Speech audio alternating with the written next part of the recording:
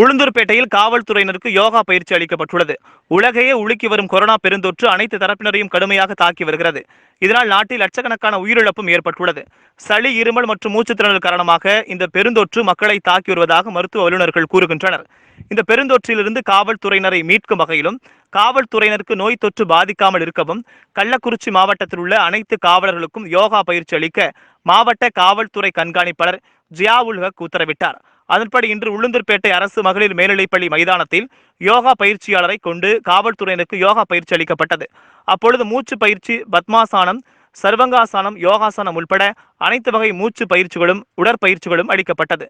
இதன் மூலம் சுவாச கோளாறு ஏற்படாமல் காவல்துறையினர் பெரும் தொற்றிலிருந்து பாதுகாக்கப்படுவார்கள் என பயிற்சியாளர்கள் தெரிவித்தனர்.